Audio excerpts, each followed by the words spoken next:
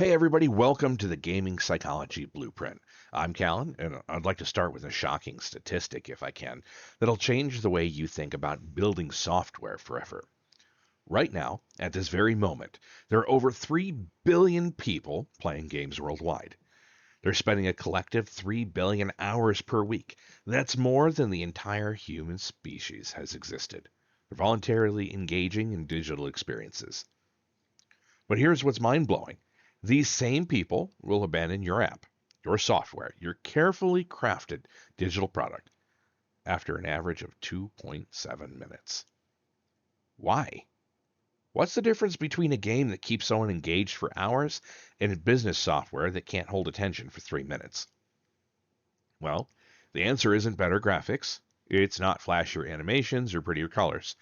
The difference is psychology. Game developers understand something that most software creators don't. They know how to engineer engagement at a neurochemical level.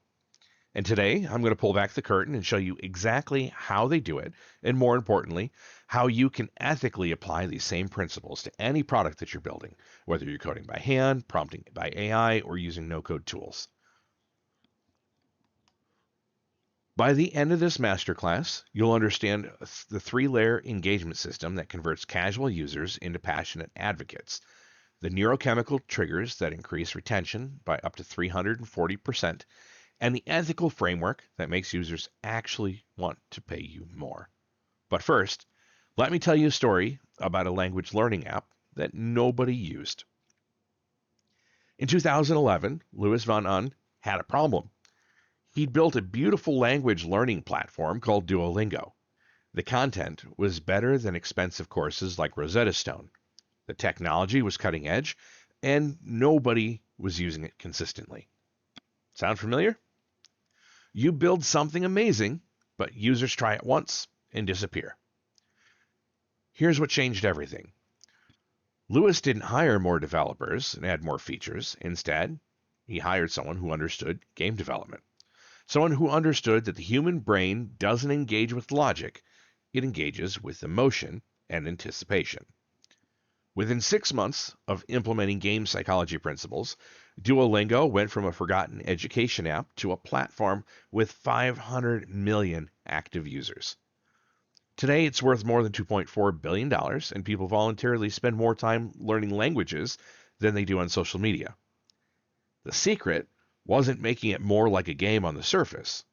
It was understanding how games work at the neurochemical level. Let me share the most important thing that you will learn today about human psychology. Are you ready? Here it is. Your brain doesn't release dopamine when you achieve something. It releases dopamine when you anticipate achieving something. This is called the prediction error theory. It's the foundation of every billion-dollar engagement system ever built. Think about it. The moment you complete a level in a game, what happens? You don't feel amazing. You immediately want to play the next level. The moment you finish binge watching a Netflix series, you don't feel satisfied. You start to want to watch the next one. The anticipation, that's pure neurochemistry at work. So if we think about how Duolingo weaponizes anticipation, you can look at the progress bar. It's at 80%, not 50%, not 100%, 80%. Why? Because 80% creates maximum psychological tension. It's close enough that completion feels achievable, but incomplete enough that your brain is flooded with anticipation chemicals. Have you seen the streak counter? You'll see a streak that says maybe 47 days. But notice what's brilliant about this. It doesn't just show you the achievement. It shows potential loss. Miss one day, and 47 days of progress vanishes. That's loss aversion combined with the sunk cost fallacy, creating what I call sticky anticipation. In this XP system, every correct answer gives you exactly 10 XP. Why 10? Because it's predictable enough to create anticipation, but small enough that you need multiple hits to feel complete. It's literally engineered to be addictive in the healthiest possible way. This is what I call cascading motivation. Multiple dopamine triggers firing at different intervals, creating a neurochemical symphony that makes stopping feel almost impossible. Now we're going to look at teaching you the exact technique that increased user retention by 340%. It's called dopamine pathway mapping. It's how you engineer anticipation into any product. Here's how it works. Every user action in your product should trigger one of 4 different neurochemical responses. We can call this the COMP system. Competence confirmation, outcome anticipation, mastery progression, or purpose reinforcement. So let me show you how we would map this for a typical SaaS product. Let's say you're building a project management tool. The traditional approach looks like the user creates a task, it gets added to a list.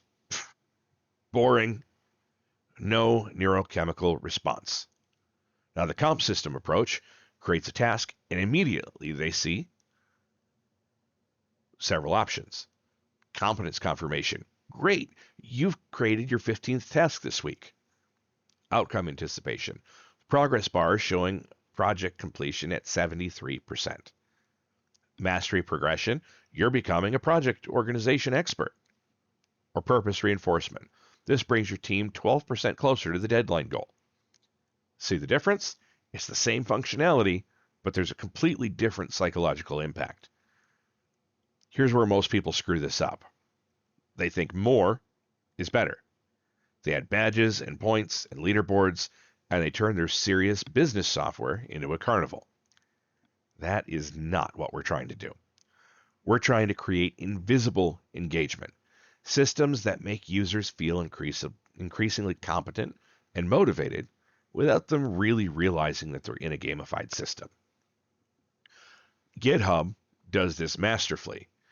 If you look at the contribution graph on the GitHub profile, there's a calendar that shows when you coded. That's all it shows you, right? Wrong.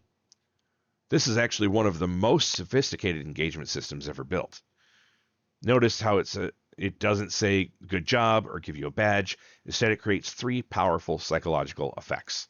It gives you a visual progress representation, so you can literally see your growth over time. It gives you social proof amplification, so other developers can see your consistency. And then it gives you loss aversion activation, so if you miss a day, the pattern breaks. So as a result, developers voluntarily work on side projects just to keep their streaks alive. GitHub turned contribution into identity, and identity is one of the strongest motivators in human psychology. This is the power of neurochemical design. You're not manipulating users, you're aligning your product with how their brains naturally seek growth and competence. Now that you understand the neurochemical foundation, let me show you how to build what we call the 3-layer engagement engine. This is the architecture that separates amateur gamification from professional engagement design. Most people think engagement is about surface elements, badges, points, leaderboards. That's layer 0. It doesn't work for serious products. Professional engagement design works at 3 levels. Level 1 is a micro-dopamine trigger, the 15-second feedback system layer. Layer 2, competence ladders, medium-term skill progression, kind of an in-between. And layer 3, social proof amplifiers, community magnetism.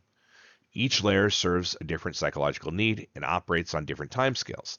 So let me show you how we build each one. Layer 1 is all about the 15-second rule. Here's the rule. Users need psychological reward within 15 seconds of any action, or they begin to disengage. Not logical feedback, psychological reward. There's a difference. Logical feedback says, task saved successfully. Psychological reward says, excellent, you're staying organized and in control. Now let me show you how to build this in real time. We're going to create a simple micro-dopamine trigger system that you can implement in any tool, no-code, AI-assisted, or traditional development. So here are the 4 components of every micro-dopamine trigger. immediate visual feedback, progress indication, competence confirmation, and the next action clarity. So let's build this for a simple email sign-up form. The traditional approach is user enters their email, clicks submit, sees thank you. Boring. The micro-dopamine approach is the moment they start typing will show great start, your email looks good. When they complete the email format, perfect, you're ready to join thousands of subscribers. After they click submit, welcome aboard, check your email for your first exclusive insight. Then immediately, while you're here, here's what 89% of new subscribers do next. See how each interaction creates confirmation and anticipation for the next step? Now, it doesn't matter if you implement this within a no-code tool like Bubble, whether you have AI develop this for you, or you use it as a traditional developer and write the code yourself. The fundamentals are always the same. The key insight here is that every click, every keystroke, every user interaction is an opportunity to trigger competence and anticipation. Most software wastes these opportunities. Layer 2 is about medium-term progression, helping users feel like they're getting better at something meaningful over days and weeks. Most progress systems fail because they track activity instead of competence. Activity is you've logged in 15 times. Competence is you're becoming an expert at project management. You see the difference? Activity feels arbitrary. Competence feels like perfect personal growth. Let me show you how LinkedIn accidentally created one of the most powerful competence ladder systems ever built, and how you can apply the same principles to any product. So if you log in and look at your personal profile strength indicator, it doesn't say you filled out 70% of your profile fields. It says intermediate with clear progression to advanced and expert. This is genius because it reframes profile completion as skill development. It creates clear mastery levels that feel achievable, and it implies that expert level unlocks better opportunities. The result, people spend hours perfecting their LinkedIn profiles, not because they want a complete form, but because they want to feel like a LinkedIn expert. Here's how to build competence ladders for any product. Identify the core skill your product helps users develop, not the features you provide, the skills users gain. For project management software, it's not task creation, it's project leadership or team coordination mastery.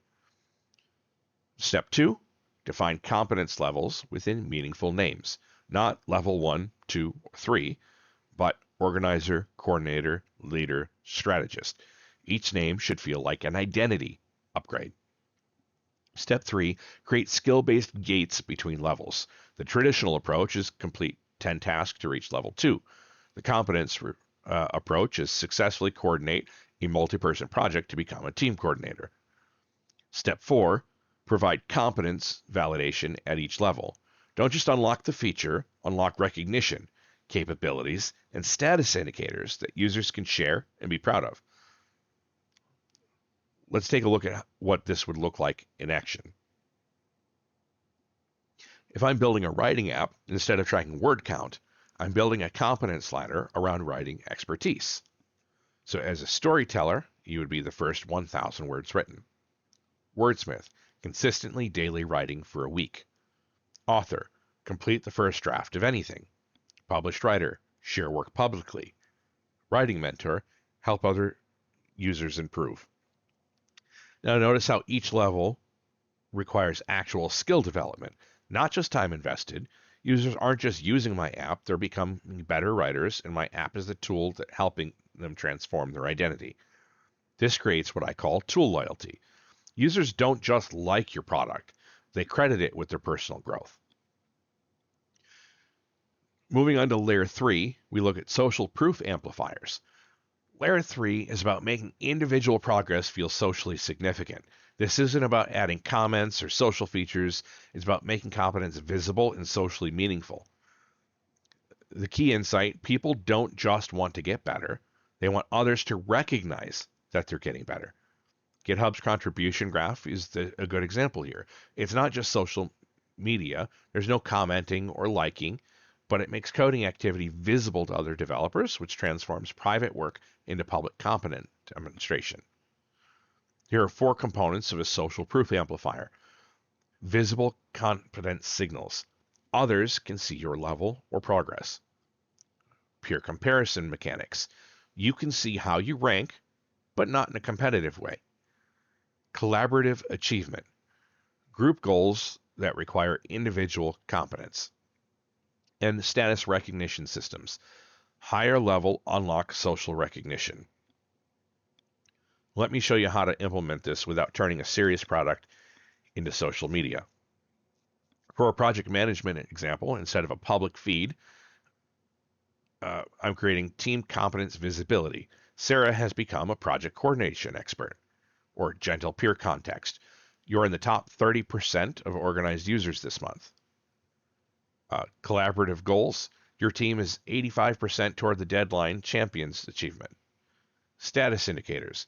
Expert users get special badges next to their name in team views. So the psychology here is that users work harder on individual competence because they know it contributes to team success and personal recognition. But here's the critical part. Everything is opt-in and dignity preserved. Users choose what to share. They can see how they're progressing without feeling judged, and the system celebrates growth rather than comparing failures.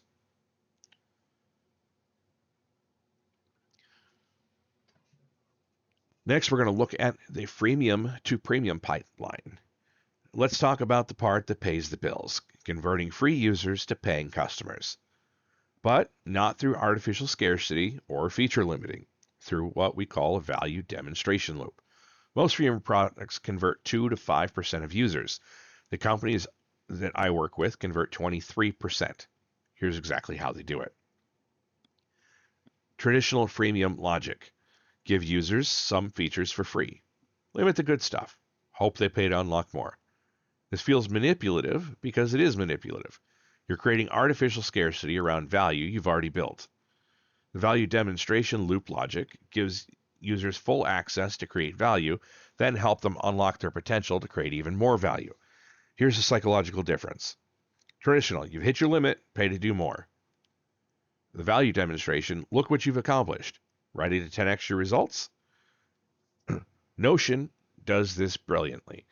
Notion doesn't feature limit on their free plan. They limit scale. You can build databases, create pages, use AI, access all functionality, but you're limited in team size and storage. Why is this genius? Because users build complex, valuable systems in Notion. They invest time, create workflows, organize their entire life or business. But by the time they hit limits, Notion isn't just a tool, it's the foundation of their productivity system. The upgrade feels like investing in their own success instead of paying for artificial restrictions. So here's how we would build this into a product. Step 1. Identify your user's success rate. What does winning look like for your users? Not using your feature, achieving their goals. Step 2. Let them achieve small wins for free. Don't limit the features, limit scale or frequency. Let them experience the transformation. Step 3. Create natural scaling pressure. As they succeed, they naturally need more. More storage, more team members, more frequency. Let them do it. Step 4. Position upgrades as success enablers. You've built something amazing. Ready to scale it? Not pay to unlock features? Let me show you this in practice. In our project management app, the free tier, manage unlimited personal projects with full features. Scaling pressure, want to invite team members? That's where growth happens. Success positioning, you've mastered personal organization, ready to become a team leader? This upgrade isn't about getting more features, it's about expanding their identity and their capabilities. Now, let's explore the specific technique to make upgrades feel like achievements, skill gates. So a traditional paywall, subscribe to access advanced features. A skill gate, you've mastered the basics, ready to unlock expert capabilities. The difference is just positioning. Skill gates make payments feel like graduation, not extortion. So here's the framework. Mastery recognition, you have to acknowledge what they've achieved. Give them the capability expansion. Show what new skills they can develop. Give them social validation. Position the upgrade as joining an expert community. And then immediate competence. Deliver advanced capability that feels earned. So if we implement this system, instead of upgrade to pro, we're going to build in congratulations. You've managed 15 projects and coordinated 47 team tasks. You're ready to join our advanced project leaders. And then I show what expert level capabilities they'll unlock, how many users have reached this goal, specific advanced techniques that they'll learn, and recognition they'll receive as an expert user. The payment button says unlock expert capabilities, not subscribe now. See how this feels completely different? Users aren't paying for features, they're investing in their own competence development. But here's the crucial implementation detail. The advanced features must actually make them more competent, not just give them more options. If you use skill gates but don't deliver real capability expansions, it still feels manipulative. So let me give you 3 psychological triggers that make users want to pay more. Trigger 1, competence confirmation. Based on how you're using our system, you're clearly someone that takes this skill seriously. Trigger 2, the next level intrigue. Advanced users typically see 300% better results using techniques like Trigger 3, social proof integration. Join 47,000 other experts who have unlocked these capabilities. Each trigger is about identity and aspiration, not feature and benefit. Now, these triggers work in sequence. Confirm competence first, create intrigue second, provide social proof third. The progress feels natural and not manipulative. Before we go any further, we need to address the elephant in the room. Is this manipulation? Well, the short answer is only if you do it wrong. There's a critical difference between motivation and manipulation. Manipulation serves the company at the user's expense. Motivation serves the user through the company's alignment. Every technique I've shown you today passes what I call the best friend test. Would you recommend this system to your best friend if it would genuinely help them achieve their goals? If the answer is yes, it's motivation. If it's no, it's manipulation. Ethical gamification isn't just morally right, it converts better because it builds genuine trust and long-term value. Ethical gamification stands on 4 different pillars. Every system you build should reinforce all 4. Pillar 1, autonomy preservation. Users must always feel in control of their experience. They can opt out of gamification elements, adjust their goals, modify their experience. To implement, we're always going to include something like focus mode or a simplified view option. Users who want pure functionality without psychological design should be able to get it. As an example, you'll see a toggle that says show progress indicators. Users can turn on or off gamification. Just use the tool. This actually makes users who keep on it more engaged because they choose it. Pillar number 2, competence building. Your system must actually make users better at something meaningful. If your gamification doesn't correlate with real skill development, it's just manipulation. So to implement this, we're going to track competence metrics, not just engagement metrics. Are users actually getting better results, more efficient, becoming more knowledgeable? In our project management app, we wouldn't just track completed tasks, we track on-time delivery rates, team satisfaction scores, goal and achievement percentages. Users level up only when they're actually getting better at project management. Pillar number 3, purpose alignment.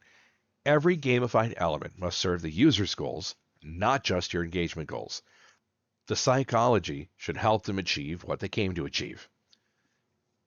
To implement this, we're going to regularly audit our systems. You would ask things like, does this help users accomplish their objectives or just keep them using our product? As an example, Duolingo's streak system serves language learning. Daily practice improves retention. LinkedIn's profile completion serves career development. Better profiles get better opportunities. Pillar number 4, transparency. Users should understand the psychology at work. They don't need to know every detail, but they shouldn't feel tricked when they recognize the system. So to implement, we're going to be upfront about gamified engagement designed elements. We've designed the system to help you stay motivated. It's better than hoping they just don't notice. For an example, um, this progress bar is designed to motivate daily use, which will help build consistent habits. Complete transparency, but users appreciate that honesty. So when you follow these 4 pillars, something magical happens. Users become collaborators in their own engagement. They want the psychology to work because they understand it's helping them achieve their goals. They don't feel manipulated. So let me just recap what we've covered over the course of this conversation so far. You now understand neurochemical foundations of engagement, why games work and most software doesn't. You know that dopamine is released during anticipation, not achievement, and how to use this to create sticky products. You have the 3-layer engagement engine framework. Micro-dopamine triggers for immediate feedback, competence ladder for skill progression, social proof amplifiers for community magnetism. You understand how to build freemium to premium pipelines, convert at 23% instead of between 2 and 5% through demonstration loops and skill gates.